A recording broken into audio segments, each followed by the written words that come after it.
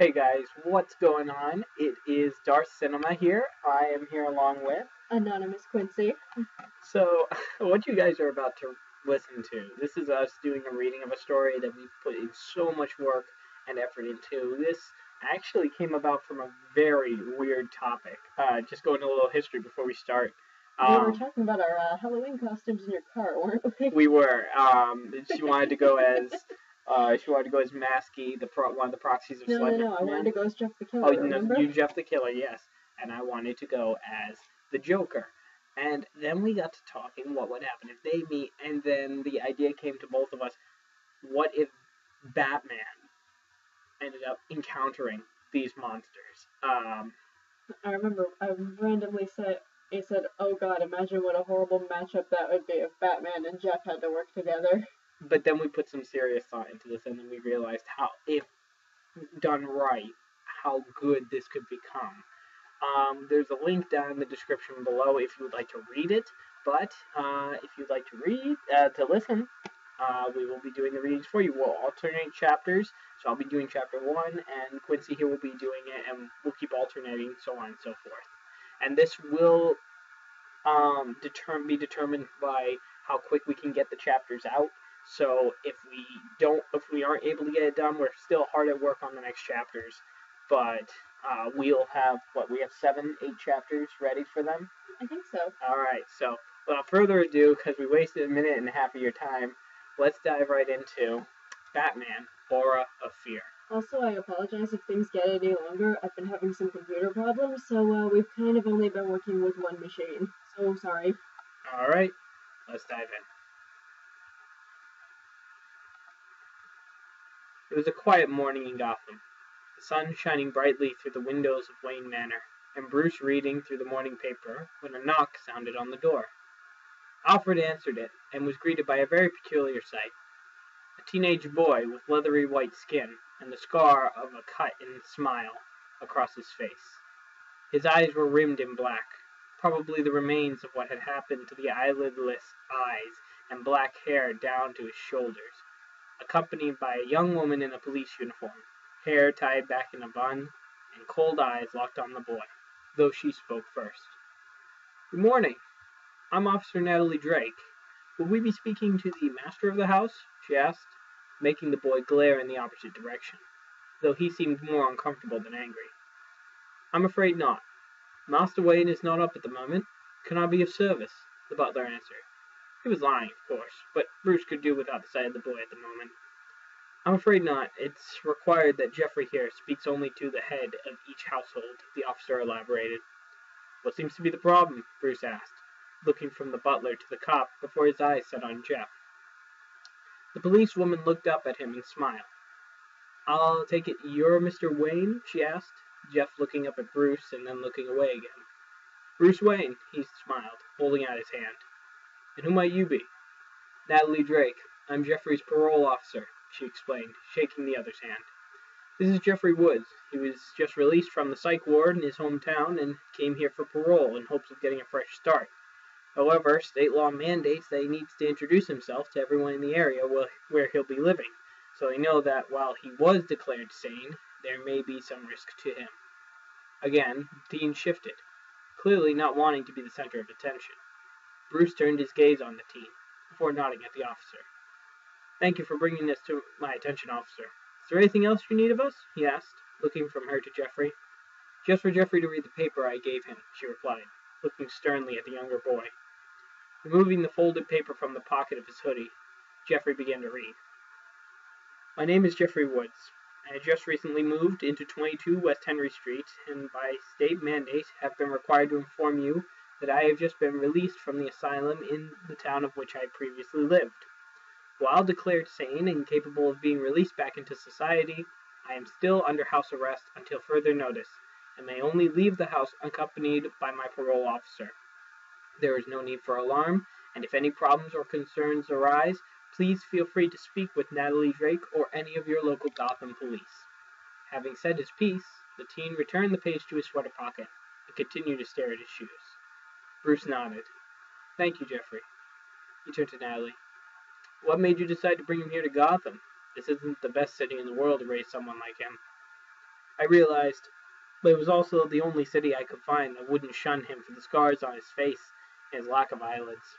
It may be a gamble with his mental health, but there's no other choice when anyone else would shun him at a glance, the officer explained, the look on her face showing she knew it was a lose-lose no matter where they went. I see, Bruce replied, looking at Jeff. Well, thank you for bringing the matter to our attention, Natalie. The officer nodded and then led Jeffrey back to his squad car, driving away and leaving the two alone in the doorway. Well, Master Wayne, it seems Miss Drake has picked the wrong city to rehabilitate that young man, Alfred said, shutting the door as Bruce made his way over to the grandfather clock, turning his hands to 10:48, the exact time that his parents were gunned down in Crime Alley all those years ago. The clock swung open, revealing a hidden staircase to the Batcave. I hope, Master Wayne, you do not intend to go after that boy during your evening excursions, Alfred asked, as Bruce sat himself down in front of the Bat computer. I need to know what he's capable of, Alfred. If this city has taught me anything, it's that it reveals the monster's true nature. Give him time and it will turn Jeffrey Woods into another of the madmen locked up in Arkham, Bruce replied. I'm sweeping every known criminal database for Jeffrey Woods. There was a pause before the screen filled with articles of mysterious killings, all linked to one alias, Jeff the Killer. Jeffrey Woods was detained over a year ago for the murder of a young child. Apparently this wasn't the first time he's visited the town. The police just managed to take him into custody. He's been linked to the mysterious serial killer named Jeff the Killer. How original, Alfred replied dryly. Jeff the Killer has been wanted for hundreds of murders all across the country. Men, women, and even children. Alfred, I need to keep a closer eye on him.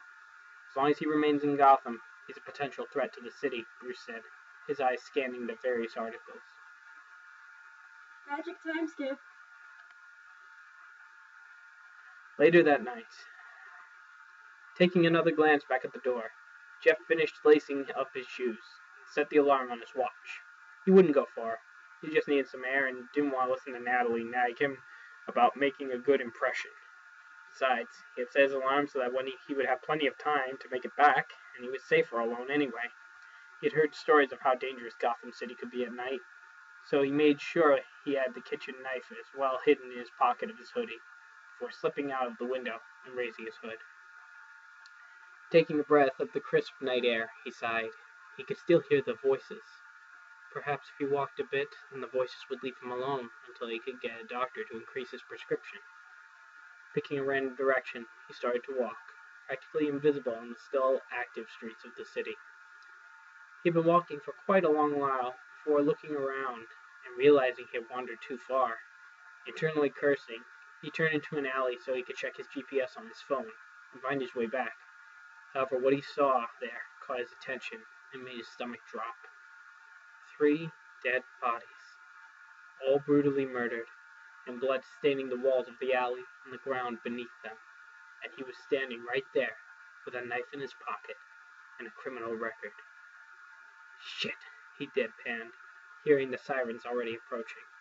Before he even turned around, a tall shadow loomed over him, black-gloved hands grabbing fistfuls of Jeff's hoodie before he felt them being pulled skyward. Batman tied the line to Jeff's ankle and secured him over an edge. I'll be back for you, he growled, jumping off with his cape flared out, slowing his fall to a gentle glide. Batman landed among the bodies, scanning the crime scene. Apparently they were taken by surprise, but managed to put up a struggle. As he checked the corpses, he noticed none of them contained lacerations from a blade. One was bludgeoned to death with a blunt weapon, and he spotted a bloody pipe that had been ripped from the wall. The other 2 were killed differently, one with their necks snapped, but the other's sight made his stomach turn, but he didn't show it. The other was ripped apart, almost limb from limb. Jeff couldn't have killed these people, not unless he had some help. He hasn't a single drop of blood on him, and the knife is clean. Time to get some more information, he said quietly, firing a grapple line which pulled him back to the roof. Meanwhile, a few yards above, Jeff tried to get his bearings. This is not how he had planned his first evening in Gotham to go. He was dangling from a building, the voices getting louder. He had been caught at a murder he didn't commit, and the worst part was he recognized the style of the murder that was used, but he couldn't place a name and face with the murder style. The teen shook his head. trying to ward off the dizziness as the blood rushed to his head and tried not to look down, as he didn't really feel like throwing up tonight. There was a blur of gray and black as Batman grabbed Jeff by the leg, cutting the line before tossing him onto the roof of the building. He advanced on Jeffrey before holding up the knife for the boy to see.